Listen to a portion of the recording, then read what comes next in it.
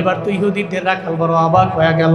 হায়, কয় কি আমার বড় বড় লিডাররা, আমি রাখাল এই কারণে আমার বডিতে দুর্গন্ধ, আমাকে কাছেও নেয় না, আমার কাছেও ডাকে না। অথচ মুসলমানদের লিডার, ওনাকে আল্লাহ এত দামি বানাইছি,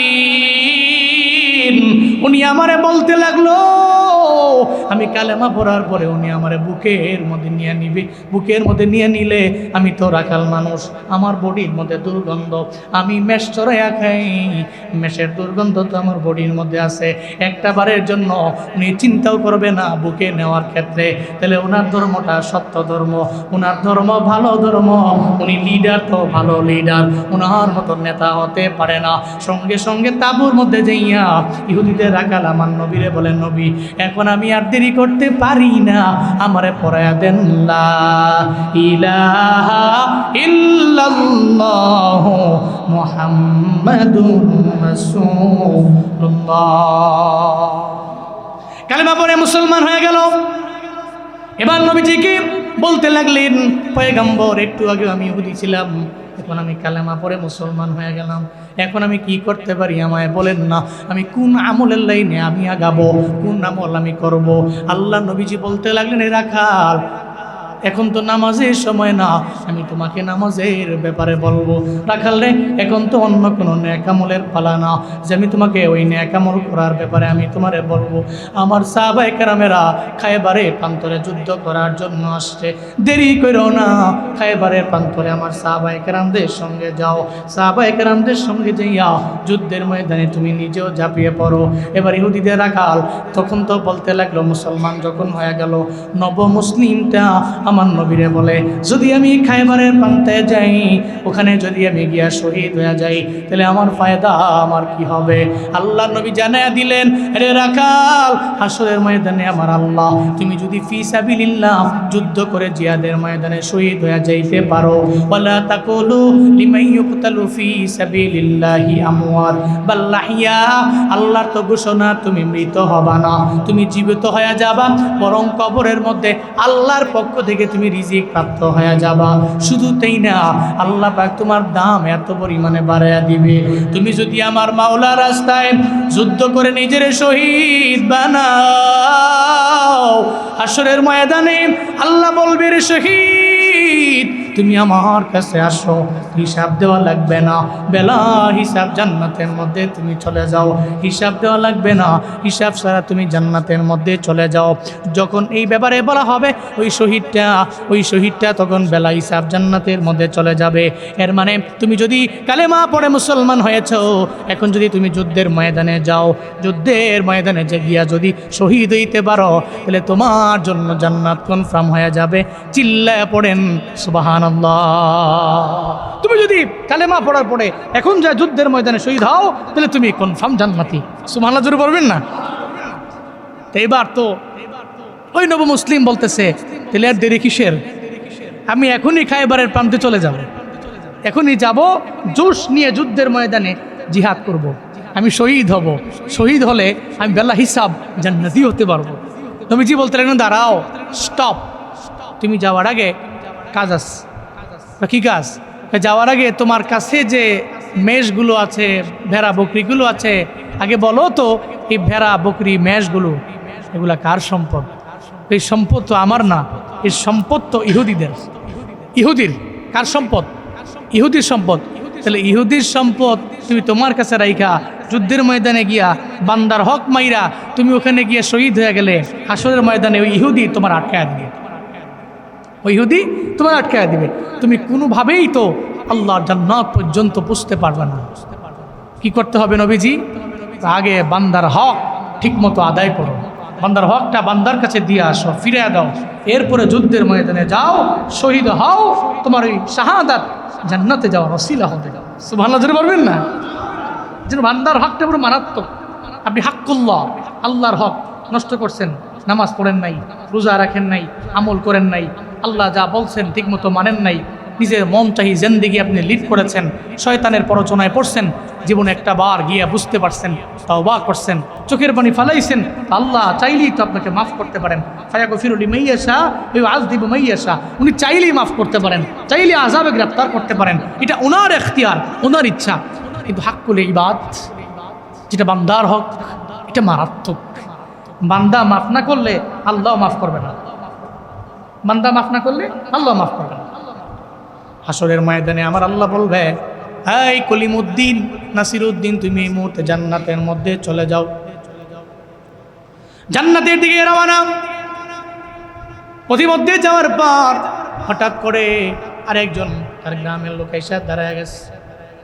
কিরে কই যাও? ওই জান্নাতের মধ্যে নেক আমলের মাধ্যমে যাই।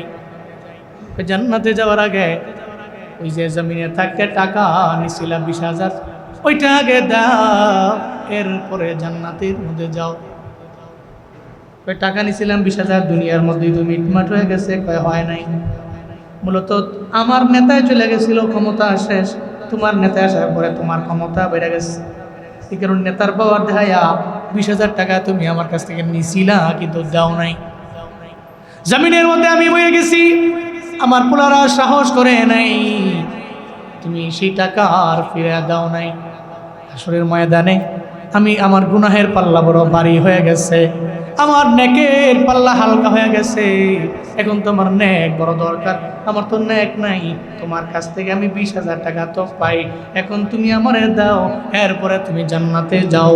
এবার যখন আটকায় দেওয়া হবে, আল্লাহ পাক রব্বুল আলামিন বলবে, এই কি বলে? কয় সত্য বলে। কয় তাহলে খাতাটা উল্টাও। কয় হাসাই তো, ওই জায়গায় গ্রামের একটা চিপার মধ্যে গিয়া টাকা নিছিল 20,000, কিন্তু নেতার পাওয়ার দেখাইয়া দিল না, বান্দার হক নষ্ট করলো।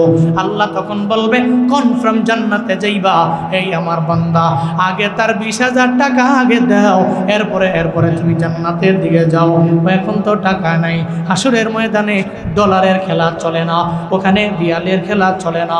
হাসরের ময়দানে ওখানে রিঙ্গিতের খেলা চলে না, ওখানে রুপির খেলা চলে না, ওখানে টাকার পাওয়ার চলে না। ওখানে তো চলে নেকের খেলা, নেকের পাল্লা, মদের পাল্লা, ওখানে তো এগুলা চলে। ওই টাকা আসেনি, কয় নাই। ওই কি আছে? কয় নেক আছে। ওই 20,000 টাকার বিনিময়ে তার নেক দিয়া দাও।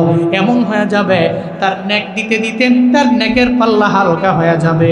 কনফার্ম জান্নাতি ব্যক্তি জাহান্নামী হবে, কনফার্ম জাহান্নামী ব্যক্তি আর একজনের নেক আমল নিয়ে জান্নাতি হবে। চিল্লা পড়া যাবে কি সুবহানাল্লাহ। দেখা যায় ওই ব্যক্তিটা জাহান্নামী ছিল কনফার্ম, তার কাছ থেকে 20,000 টাকা পায় তো দিতে পারবে না, টাকার বড়াই তো তখন নাই, আছে কি কয় আমল যাও তো দিতে দিতে তার নেকের পাল্লা হালকা হবে। জান্নাতে গেছিল গা, একচুয়ালিকে দৌড় দিয়া আটকে আলাইস। গ্রামের ওই লোকটা যে টাকা পাইতো আটকে আলাইস, আটকানোর পরে আর জান্নাতে যাওয়া তার দ্বারা সম্ভব হয় নাই, জাহান্নামী হয়ে গেছে। জন্য বান্দার হক বড় মারাত্মক। তো নবীজি বলতে লাগলেন, যাও আগে বান্দার হক দিয়ে আস। ইহুদি গেলেন, বান্দার হক দিয়ে আসলেন, ইহুদির হক দিয়ে আসলেন। আয়েশা বলেন, নবীজি তাহলে এখন আমি কি করবো? তাহলে এখন যুদ্ধের ময়দানে যাও। খায়বারের প্রান্তে গেলেন, জুস নিয়ে যুদ্ধ করলেন, জমিন থেকে বিদায় নিলেন। বিদায় নিয়ে তো এবার শাহাদাতের পেয়ালা পান করলো, কালেমা পড়ছে।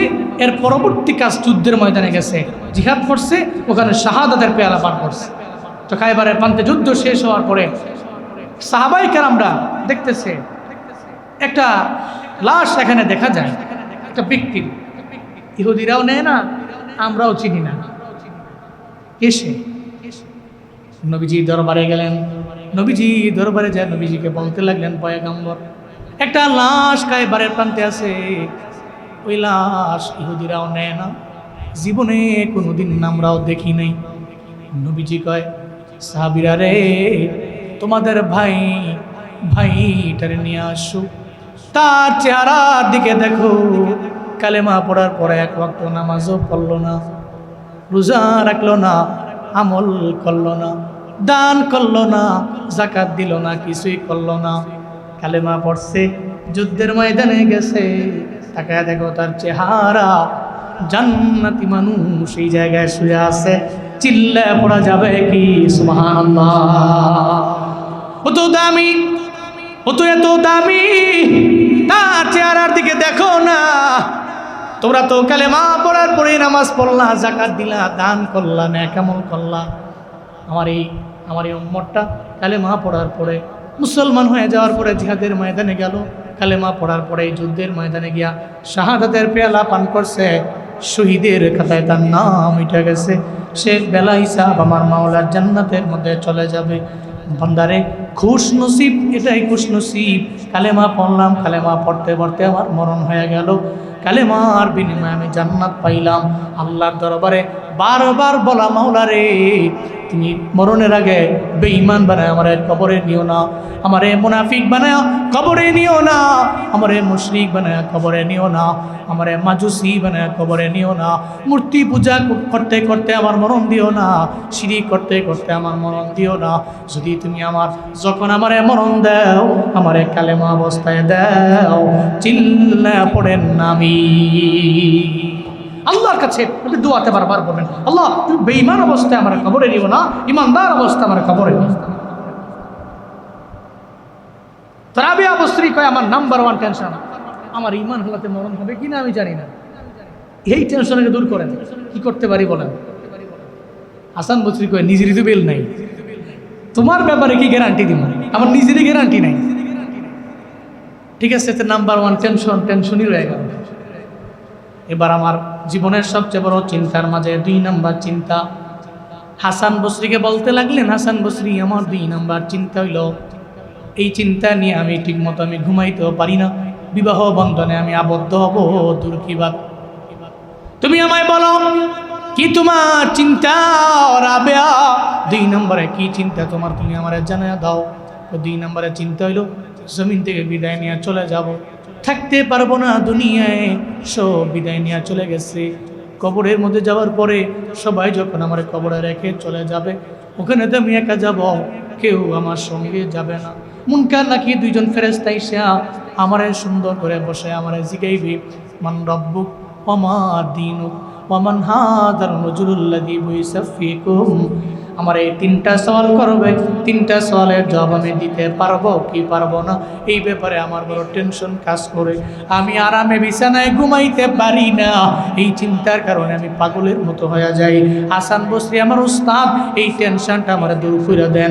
আপনি বলেন না কবরের মধ্যে যাওয়ার পরে এই 3টা সওয়ালের জবাব আমি দিতে পারবো কি পারবো না, এই ব্যাপারে গ্যারান্টি আছে না নাই? হাসান বসরি কই আমারই তো গ্যারান্টি নাই, আমি আপনার বেলায় কি বলবো, তোমার ব্যাপারে আমি কি বলবো? সেই জায়গায় আম্মা জান খাদিজা আমার মায়া নবীর দুঃখের দিনের বিবি, ওই জায়গায় উনিও তো ইন্তেকালের আগে চোখের পানি ফেলায় কান্না করলো, আবার নবীর দরবারে আবদারও জানাইলো, আমার ইন্তেকালের পরে সবাই যখন বিদায় দিয়ে আমারে চইলা যাবে, আপনি আমারে বিদায় দিয়ে যাবেন না, আমাকে একা একা রেখে যাবেন না। আমার কবরের পাশে আপনি দাঁড়ায়া মুনকার নাকির আমার কবরে যখন হাজির হয়ে যাবে, ওই জায়গার মধ্যে যখন আমারে প্রশ্ন করবে, রবের পরিচয় দাও, আপনি দাঁড়াবেন আমার পক্ষে, আপনি রব্বি আল্লাহ এটা বইলা যাবেন। ওমা দিনুক যখন আমারে প্রশ্ন করবে, আমার প্রশ্নের জবাব আপনি দিয়া যাবেন। ওমান হাদার রাজুল যখন প্রশ্ন করবে, আমার প্রশ্নের জবাব দিয়া এরপরে আপনি বাড়ি যাবেন। সবাই বাড়ি গেল, আপনি বাড়ি যাবেন না। আম্মা জান খাদিজা ওনার বেলাও যদি এমন হয়, তাহলে তো আমারই গ্যারান্টি নাই, ও রাবেয়া তোমার ব্যাপারেও কোনো গ্যারান্টি নেই। রাবেয়ার এই কথার জবাবও উনি দিতে পারলেন না, টেনশনও দূর হলো না। এবার 3 নাম্বার চিন্তার ব্যাপারে বলল, ওস্তাদ আমার 3 নাম্বার চিন্তা হলো হাসরের ময়দানে দল হবে 2টা, ইন্নাল আবরারা লাফি নাঈম ওয়া ইন্নাল ফুজ্জারা লাফি জাহিম। দল হবে 2টা, আবরাররা হবে নেক আমল করনেওয়ালারা হবে জান্নাতি, আবার গুনাহ করনেওয়ালারা জাহান্নামী। ফারিকুম ফিল জান্নাহ ওয়া ফারিকুম ফিস সাঈর, একটা দল হবে জান্নাতের আর একটা দল হবে জাহান্নামের। আপনি আমারে বলেন না আমি আবরারদের দলভুক্ত হব নাকি আমি জাহান্নামীদের দলভুক্ত হয়ে যাব? এই ব্যাপারে গ্যারান্টি আমার আছে, ওই ব্যাপারে আমারই গ্যারান্টি নাই। আমি বলতে পারি না আমি আবরারদের দলভুক্ত হব নাকি আমি ফুজ্জারদের দলভুক্ত হয়ে যাব। ওই 3 নম্বর টেনশনও আমার রয়ে গেল। ওই এবার 4 নম্বর টেনশন, হাসরের ময়দানে পুলসেরাত পার হয়ে জান্নাতের মধ্যে যেতে পারবো কিনা, আমি কি পুলসেরাত পার হতে পারবো কিনা? আমারই তো পুলসেরাত পার হওয়ার টুল হাতে নাই, কেমনে আমি ব্রিজ পার হয়ে যাব? নিজেরই তো বেল নাই, তোমার ব্যাপারে আমি বলতে পারবো না। কারণ নিজেরই তো বেল নাই, তোমার ব্যাপারে আমি বলতে পারবো না। হযরতে রাবেয়া বসরি জানা দেয়, টেনশন আমার 4টা ছিল, আমার 4টা টেনশনই হয়ে গেল। আমি আপনার সঙ্গে বিবাহ বন্ধনে আবদ্ধ হতে পারবো না। এই চিন্তা যতদিন পর্যন্ত আমার থেকে দূর না হবে, ততদিন পর্যন্ত আমি জমিনের কোনো চিন্তা আমার অন্তরের মধ্যে ঢুকাইতে পারবো না। চিল্লায় পড়া যাবে কি সুবহানাল্লাহ। জমিনের কোনো ফিকির, কোনো চিন্তা আমি ঢুকাইতে পারবো না যতদিন পর্যন্ত এই 4 চিন্তা আমার থেকে দূরে না যাবে। নাম্বার 1 চিন্তা হলো ইমানের সাথে আমার মরণ হবে কিনা। নাম্বার 2 চিন্তা হলো কবরে যাওয়ার পরে আমি 3 সওয়ালের জবাব দিতে পারবো কিনা। নাম্বার 3 আমার টেনশন হলো আমি আব্রার এবং আব্রারদের দলভুক্ত হতে পারবো কিনা। আমার 4 নম্বর চিন্তা হলো বিজলির আকারে আমি পুলসিরাত পার হয়ে জান্নাত পর্যন্ত পৌঁছতে পারবো কিনা। এই 4 চিন্তা দূর না হইলে দুনিয়াবি আর কোনো চিন্তা আমি আমার ব্রেইনে ঢুকাইতে চাই না। চিল্লা সুবহানাল্লাহ। আমার তো চিন্তা ওইদিকে, চিন্তা অনেক বেশি আমার এই বিষয়ে। এই জন্য নিজেরই তো খবর নাই। হাসান বসরি রহমতুল্লাহ নিজেরই খবর নাই, টুল দেওয়ার টাকা পকেটে নাই। যাওয়ার পথে আরো 3 জন যদি কয় আমার পকেটেও টাকা নাই, একটা আমার টুলটাও আপনি দিয়ে দেন। ধমক দিয়ে উড়ে দেই ভাইজানি করো, আমার কাছে টুল নেই, আমি কান্তাছি টুলের কাছে বইয়া বিয়া। কেউ জীবনও ছাড়তো না আমার। গতকালকের আগের দিন প্রোগ্রাম ছিল সিরাজগঞ্জে, যমুনার ব্রিজ তো পার হওয়া লাগে।